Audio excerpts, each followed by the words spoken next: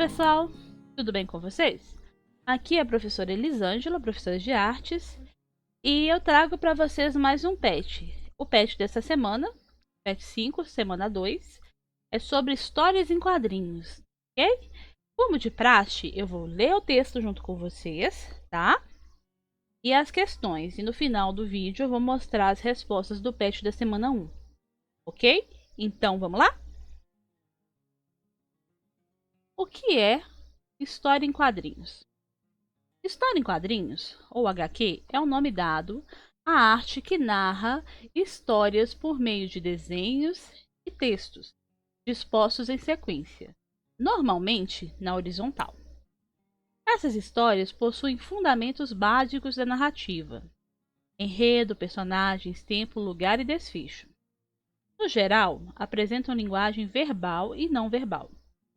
Os artistas utilizam diversos recursos gráficos nesse gênero textual, com o intuito de trazer o leitor para dentro da história contada. Para comunicar as falas dos personagens, por exemplo, são empregados balões com textos escritos. O formato desses balões também transmite intenções distintas. Os diversos tipos de balões indicam diferentes intenções, como a fala, um pensamento ou um grito. Por exemplo, balões com linhas contínuas sugerem uma fala em tom normal. Os balões com linhas tracejadas indicam que o personagem está sussurrando. Os que apresentam contorno em forma de nuvens apontam pensamentos. Já os balões com traços pontiagudos exibem gritos. Ok? Aqui, né, na fotinha, alguns exemplos de balões. Aqui, olha, o balão de pensamento, o balão de fala normal e o balão de grito, tá vendo? As onomatopeias, definidas como palavras que tentam reproduzir sons. A onomatopeia é uma figura de linguagem que reproduz fonemas ou palavras que imitam sons naturais, quer sejam de objetos, de pessoas ou de animais. Esse recurso aumenta a expressividade do discurso, motivo pelo qual é muito utilizado na literatura e nas histórias em quadrinhos. Também é muito empregado em textos enviados pela internet. São exemplos os fonemas que expressam, por exemplo, o som do riso: ha ha ha ha, kkkk, rf rf rf. Abaixo, modelos de HQs com onomatopeias. Tá, gente? Aqui, por exemplo, olha, esse daqui é o Calvin, né? Todo mundo conhece o Calvin. O Calvin é uma figura famosa de tirinhas. Ele tá lendo uma revistinha, aí ele se desequilibra e cai. Aí ele faz um barulho, tá vendo? Dá um grito e boing, boing. Tipo, uma bagunça no ambiente. E depois ele vai lá e fala, com um balão de fala normal: poderia ter sido um acidente, né? Aí isso poderia estar grifado porque a gente pode pensar nisso como uma. Como. Ou poderia estar grifado que a gente pode chamar isso de ironia, né? Ele está sendo irônico. Aqui tá vendo o telefone tocando, aí o som, né? Uma, uma palavra imitando o som, uma onomatopeia. Ele vai lá e desliga o telefone da tomada e responde: nunca é pra mim, odeio anotar recados. Né? Isso daqui é uma tirinha da Mafalda, né? E também fala de onomatopeia aqui. Você leu isso aqui? Diz que a TV é um veículo de cultura. Um veículo de cultura? Aham. Toma, bang, bang, bang! Né? O barulho de som. Aí a Mafalda vai lá e fala: e se eu fosse a cultura, saltava do veículo e ia a pé? Né? Aqui, gente, alguns exemplos de onomatopeia, tá? Uma lista deles.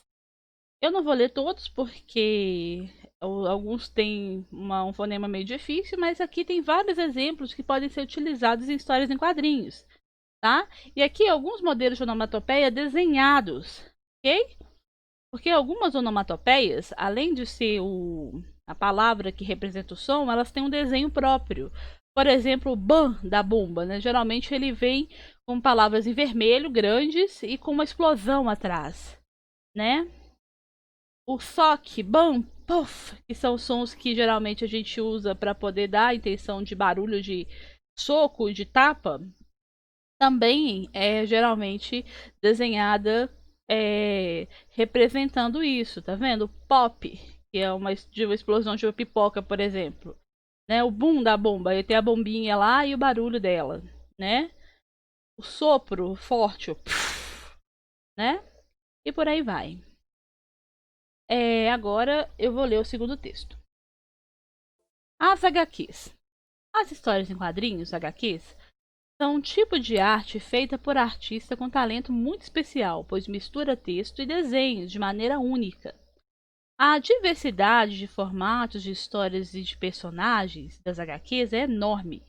As bancas de revista refletem bem essa realidade, pois é nela que podemos encontrar todo tipo de publicações, com histórias em quadrinhos de vários lugares do mundo. Há bastante diferença entre uma história em quadrinhos e uma tira de quadrinhos. Aqueles exemplos que a gente viu lá em cima eram todos de tiras de quadrinhos, tá? A história geralmente é mais complexa e elaborada, sendo publicada em revistas ou livros, na HQ, tá? Quando a HQ é mais elaborada, com desenhos mais artísticos e textos mais abrangentes, costuma-se chamá-la pelo nome em inglês de graphic novel, expressão que traduzida literalmente para português seria como romance gráfico. Já a tira em quadrinhos é mais simples, constituindo numa sequência simples de poucos quadros, geralmente com 5 no máximo, um ao lado do outro. Raramente constitui uma história completa, sendo quase sempre uma piada contada em poucos quadros. O autor tem que ser bem sintético, ou seja, tem que colocar a história dele de uma forma bem simples para caber nesses quadrinhos, para conseguir o máximo de conteúdo em pouco espaço. Enquanto na HQ, o artista pode estender indefinidamente a critério da editora que a publica. Quase sempre a tira é publicada apenas em jornais. Realmente, gente, geralmente a tira é publicada apenas em jornais. A não ser que o cara, né, o cartunista que fez as tiras, o quadrinista, ele fique famoso. E aí, quando ele fica famoso, geralmente essas tirinhas podem ser compiladas em livros e tal, mas geralmente elas só são publicadas em jornais ou revistas, ok? Vamos às questões. Mostre que você aprendeu e responda. Questão 1. Você conhece histórias em quadrinhos? Tente exemplos de quais histórias você já leu. Tá? Isso aqui é resposta pessoal, né? E você pode citar várias historinhas, né? Na escola de vocês tem histórias em quadrinhos? Se tiver, né? Vocês já leram, já foram na biblioteca ler revistinhas em quadrinhos? Quando eu era pequena, eu adorava ir na biblioteca ler historinhas em quadrinhos, né? E tinha um monte que eram minhas favoritas. 2. Faça uma leitura do texto e identifique as onomatopeias de acordo com a descrição. Lembre-se, todo o conteúdo está descrito no texto, por isso leia com atenção. Lembra que eu falei com você sobre ler o texto? Então, lá naquela lista de onomatopeias que eu falei com vocês, tem as onomatopeias da resposta 2.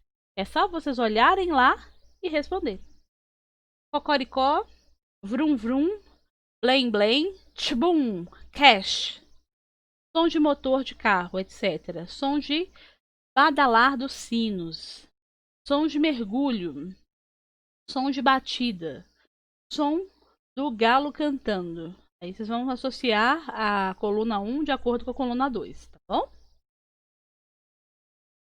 E aqui na terceira, né, como não podia faltar, utilizando a sua criatividade e do que foi estudado essa semana, construa uma história em quadrinhos com o tema Saudade da Escola. Né? Eu aposto que vocês vão ter bastante coisa para poder escrever, né? Eu tô morrendo de saudade de vocês, inclusive, viu? Quero muito dar um abracinho em vocês e gostaria muito de agradecer aos alunos meus da Escola Nossa Senhora da Paz que me mandaram um feliz dia do professor. Eu fiquei muito emocionada de vocês terem se lembrado, né? Então vamos lá. É uma história em quadrinhos com o tema Saudade da Escola. Use balões para as conversas e as onomatopeias, se for possível. Troque ideia com algum colega utilizando-se de meios que não comprometam a sua saúde e a de seu colega e de seus familiares, tá? Então, se você tem o zap zap de um coleguinha, aí a gente vai lá e conversa com ele, né? Pensem juntos nas historinhas assim, vai ser bem legal, tá bom? Mas lembre-se de tudo isso com muita segurança e cuidado, tá bom? Agora, gente, tem um espaço bem grande aqui, tá vendo? Pra poder colocar, dessa vez, colocar numa página grande, né? E aí a gente vai seguir aquela regra da tirinha, né? De no mínimo 2 quadros, no máximo 5 quadros, tá bom? Na sequência, eu vou passar as respostas do PET da semana passada, tá bom? E semana que vem eu trago as respostas desse PET e o PET da semana que vem. Forte abraço para vocês e na sequência tem as respostas da semana passada. Então, gente, as respostas do PET 5, semana 1. Você conhece ou já viu alguma pintura onde foi utilizada a técnica do pontilhismo? A resposta, gente, para essas perguntas, sempre que aparecem no PET, é sim. Porque são perguntas capciosas. Você acabou de ver falando sobre aquele tema. Então, sim, você viu, né? Aí, você vai colocar aqui a resposta, sim, acabei de ver no exercício, e vai colocar sua resposta pessoal, tá bom? Quais outras pinturas da técnica pontilhista você já viram, por exemplo? 2. Com base na leitura do texto, explique com suas palavras quais características do pontilhismo. Então, com as suas palavras, mas eu tirei do texto o termo que contém nele. Tá? O pontilhismo, do francês pontilhisme, foi uma técnica de pintura criada na França em meados dos anos de 1880. Nela, a decomposição tonal é obtida a partir de pinceladas diminutas. Esse movimento ficou também conhecido como panchilismo, cromoluminarismo, neoimpressionismo e pintura de pontos ou divisionismo. Isso eu tirei do texto, tá? Agora, questão 3. Leia com atenção os textos e identifique nas afirmações abaixo quais são verdadeiras e quais são falsas, tá bom? Então vamos lá. A primeira, o pontilhismo, do francês pontilhisme, foi uma técnica de pintura criada na França em meados de 1823. Ela foi criada na França, mas foi em meados de 1880, tá? Por isso essa questão é falsa. A segunda questão. O pontilhismo foi uma técnica desenvolvida a partir do movimento impressionista, sobretudo no que tange à aversão desses pela linha como delimitação. É verdade. O pontilhismo, ele foi feito, tá? Realmente pós o impressionismo e como uma continuação dele. Entendeu? Por isso, chamar o pontilhismo de pós-impressionismo tá certo. Ok? Agora essa daqui, ó, terceira. No Brasil, durante a Primeira República, 1889 a 1930, o pontilhismo marcou obras de Eliseu Visconti. Marcou as obras de Eliseu Visconti, 1866 a 1944. Se vocês forem lá no texto, vocês vão verem que essa questão está exata. É isso mesmo, verdadeira, tá? Agora no F. Eliseu Visconti ficou conhecido por ser um dos artistas brasileiros mais importantes da pintura impressionista da França. Só o finalzinho tá errado. Ele foi um dos pintores mais importantes da pintura impressionista no Brasil, tá? E a quinta aqui, o trabalho do artista Eliseu Visconti ficou bastante marcado pela beleza decorativa e pelo design impecável.